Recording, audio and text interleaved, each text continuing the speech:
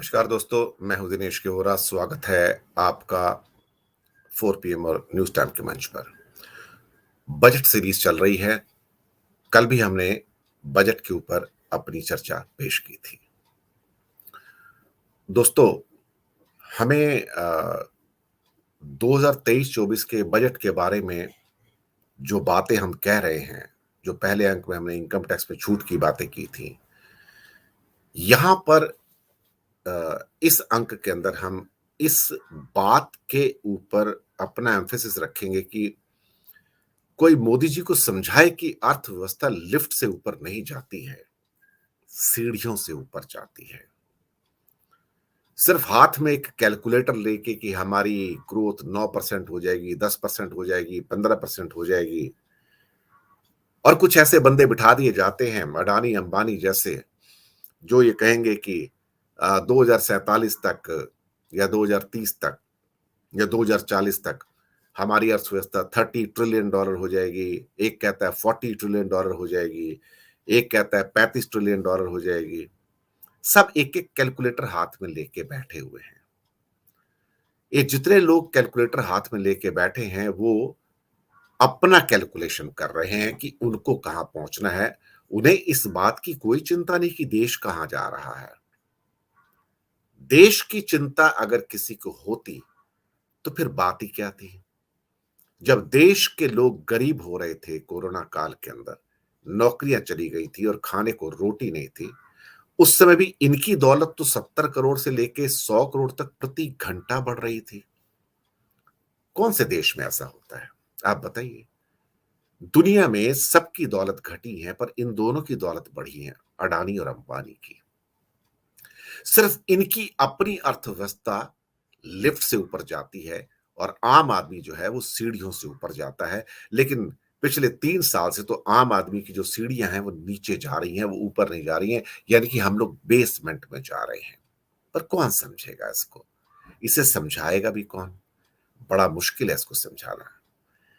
दरअसल चीजें ऐसे ही घटती हैं।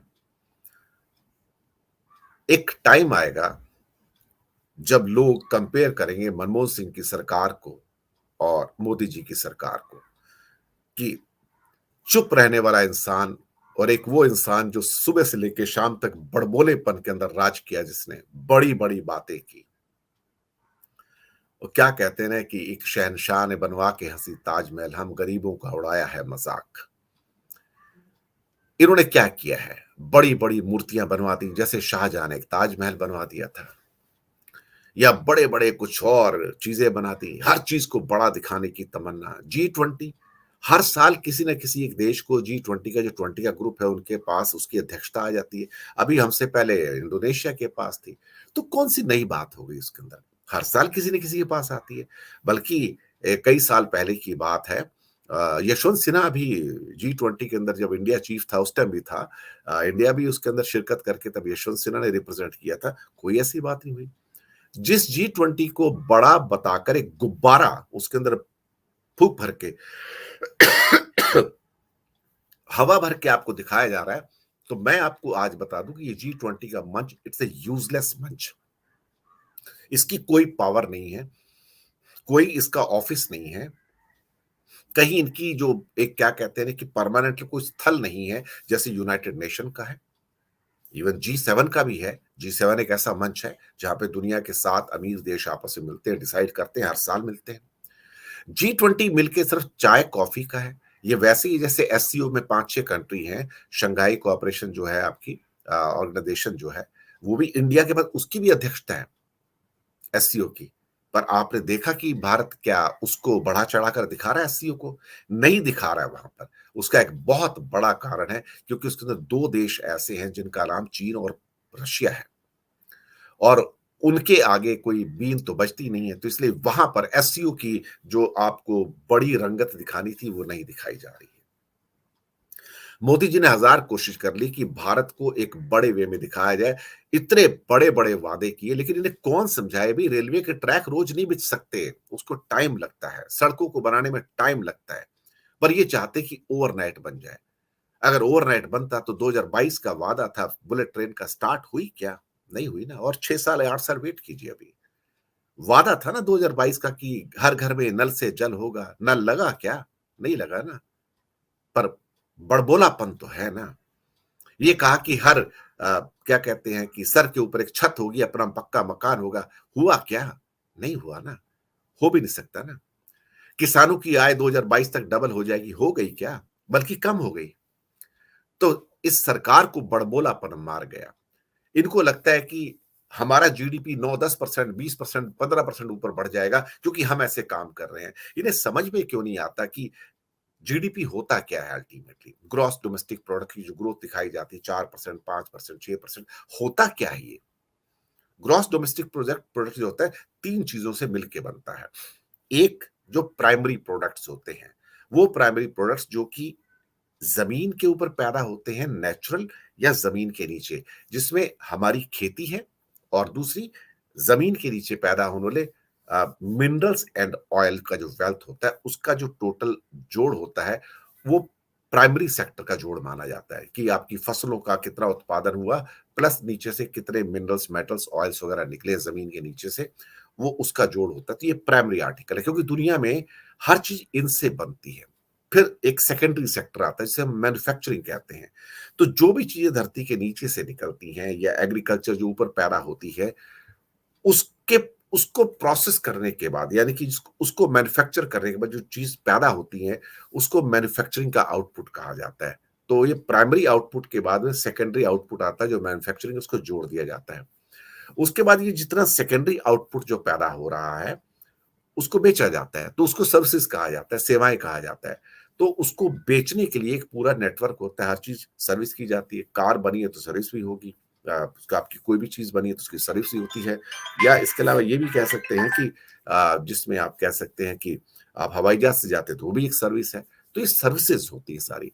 तो प्राइमरी आर्टिकल्स, सेकेंडरी और टर्शियरी, यानी कि जो आपका सर्विसेज़ सेक्टर है, इन तीनों का आउटपुट जोड़ दिया जाए तो जीडीपी बन जाता है, ग्रॉस डोमेस्टिक प्रोडक्ट।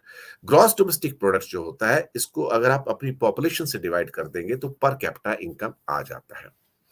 अब अ, ये जो जीडीपी है, ये कोई ये सोचे कि भई ये 8, 10, 15% के हिसाब से बढ़ेगा और मैंने इतने काम कर लिए, तो नहीं बढ़ता है भाई साहब। इकोनॉमी, जो अर्थव्यवस्था होती है, सीढ़ियों से ऊपर जाती है, किसी भी देश की हो। आज अमेरिका जैसा देश भी 3% की ग्रोथ के लिए स्ट्रगल कर रहा है। जापान 1% की ग्रोथ के लिए स्ट्रगल कर रहा है। जर्मनी 1% की ग्रोथ के लिए स्ट्रगल कर रहा है। लेकिन भारत इस मामले में आज का नहीं, पहले से लकी रहा है। अब मनमोहन सिंह के समय में जो 10 साल का टाइम था, उसकी जो एवरेज ग्रोथ थी जीडीपी की, वो 7.06% थी। 7.06% पूरे 10 सालों की। और लास्ट के 8 सालों की देखा जाए तो 6.5% थी। अब मोदी जी ने कौन से तीर मार लिए ऐसे? इन्हें कौन समझाए कि भई आपकी जो ये हिंदुस्तान की इकोनॉमी है, ये लिफ्ट से नहीं जाती, सीढ़ियों से ऊपर जाती है। पर ये नहीं मानते ना इस बात को। तो अल्टीमेटली जो पिछले 8 साल का ग्रोथ क्या है इनका? 5.5%, यानी कि मनमोहन सिंह से भी 1% कम है। अगर आप अगले 2 साल का भी 7% जोड़ लोगे ग्रोथ को, तो भी उनकी जो ग्रोथ है, वो मनमोहन के 7 दशमलव जो 1% का जो ग्रोथ है, उससे 1% कम होके 6.1% का ग्रोथ होगा मोदी का। यानी कि इतना हल्ला-गुल्ला करने के बाद, दुनिया में अपनी 56 इंच की छाती दिखाने के बाद, देखो मैंने भारतीयों की ज़िंदगी कितनी बेहतर कर दी। क्या की आपने? नहीं की। दरअसल हुआ क्या कि आपकी राज्य के अंदर पहली बार भारत में ऐसा होता है जहां पे असमानता बढ़ जाती है, जहां पे दौलत कुछ हाथों में चली जाती है और बाकी गरीब हो जाते हैं। भारत में 82 करोड़ लोगों को कभी भी मुफ्त अनाज नहीं दिया गया। ये 82 करोड़ लोग जो गरीब हुए हैं, ये मोदी के राज में गरीब हुए हैं, क्योंकि ये इनका ऑब्जेक्टिव था कि उनको गरीब रखा जाए। उसके बाद जो बाकी बचे लोग हैं वो तो कुछ है ही नहीं। हाँ, एक चीज़ और मैं बताना चाहूँगा कि टैक्स कौन देता है? भारत में लगभग ले दे के 6.5 करोड़ लोग इनकम टैक्स की रिटर्न को फाइल करते हैं। 6.5 करोड़ में से करीब 5 करोड़ रिटर्न्स ऐसी होती हैं जो जिन्हें निल रिटर्न कहा जाता है, और 1.5 करोड़ लोग ऐसे हैं जो रियल टाइम में आपका टैक्स भरते हैं। 2.5 लाख से ऊपर जिसकी आमदनी होती है, उसको टैक्स भरना पड़ता है, यानी कि जिसकी इनकम भी 21,000 से ऊपर हो जाती है, वो सब टैक्स के लिए लायबल हो जाते हैं। अब एक बात यहाँ पर बहुत गौर करने की है, यानी कि सिर्फ 1.5 करोड़ लोग ऐसे हैं जो टैक्स देते हैं, इनकम टैक्स देते हैं, यानी कि ये भारत की स्थिति है। भारत में ले दे के कुल मिला के जिनकी आमदनी 35-40 हजार रुपए महीना है, 35-40 हजार रुपए महीना है, सिर्फ 1.5 करोड़ फैमिलीज है वो। 1.5 करोड़ बस 140 करोड़ में। और उनकी फैमिली को मैं जोड़ दूं कि कितने आदमी, तो हर परिवार में 4 व्यक्ति को हम जोड़ दें तो कुल मिला के 6 करोड़ लोग ऐसे हैं जिनकी मंथली जो आय है 40 हजार से ज्यादा है, या जो टैक्स देते हैं भारत सरकार को। आप सोचिएगा, जिस देश में 80 करोड़ के पास रोटी नहीं है, वो टैक्स कहां से देगा? और उसके बाद ये 6 करोड़ निकाल दो, उसमें से 140 करोड़ से बाकी बचता है 134 करोड़। तो 134 करोड़ और इधर से 20 करोड़, यानी कि कुल मिला के ये आपका आ जाता है कि 54-55 करोड़ बन जाता है। ये 55 करोड़ लोग वो हैं जिनकी इनकम 20,000 रुपए से कम है। जिनकी फैमिलीज की जो इनकम है 20,000 रुपए महीने से कम है।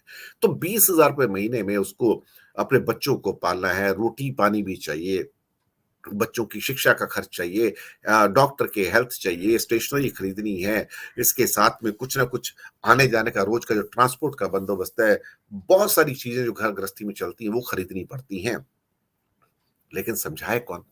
अब उनके पास तो है नहीं। अब जिनके पास, अगर भारत में लगभग 125 करोड़ लोगों के पास कुछ भी नहीं है देने के लिए टैक्स के रूप में, तो वो जीडीपी में क्या कंट्रीब्यूट करेंगे?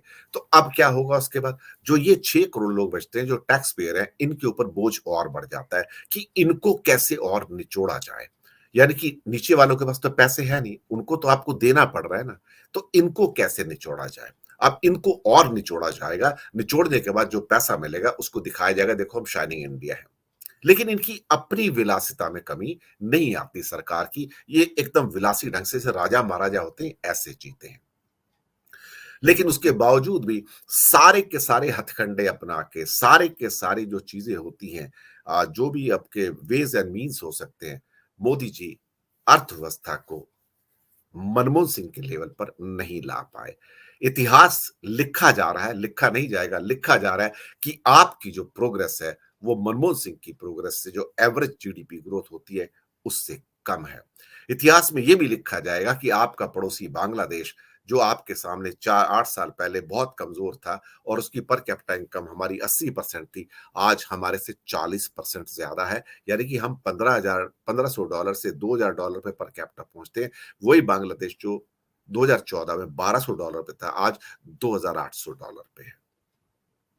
तो बड़बोलापन आपको इकोनॉमी को क्या कहते हैं, लिफ्ट से ऊपर नहीं लेके जाता। मोदी जी नहीं समझते इस बात को। मोदी जी इसलिए नहीं समझते कि उनको इकोनॉमी का ज्ञान ही नहीं है एक्चुअली। उनको अर्थव्यवस्था की समझ ही नहीं है। वो खुद कहते हैं कई इंटरव्यू में, मैं इतना पढ़ा लिखा नहीं हूं। जब इतने पढ़े लिखे नहीं है तो अपना मुकाबला मनमोहन सिंह से कैसे करेंगे? ये तो मनमोहन सिंह थे जिन्होंने 2008-9 का जो सब प्राइम क्राइसिस था, दुनिया में आया था अर्थव्यवस्था में, उसको डील किया था। ये होते तो डील भी ना कर पाते, क्योंकि समझ नहीं इनको अर्थव्यवस्था की। ये समझते हैं कि मैं लिफ्ट से ऊपर लेके जाऊंगा और मैं हिंदुस्तान को स्वर्ग बना दूंगा। लेकिन हिंदुस्तान को इन्होंने, ये याद किए जाएंगे हमेशा कि हिंदुस्तान को इन्होंने और गरीब बना दिया। एक आम हिंदुस्तानी को और ज्यादा गरीब बना दिया मोदी जी आपने। मोदी जी, अर्थव्यवस्था सीढ़ियों से ऊपर जाती है, लिफ्ट से नहीं। पर आप नहीं समझेंगे, क्योंकि शायद आपको समझ भी नहीं आएगा। धन्यवाद आप सबका हमारे साथ बने रहने के लिए। हमारे चैनल को सब्सक्राइब करना मत भूलिएगा। शुक्रिया आपका।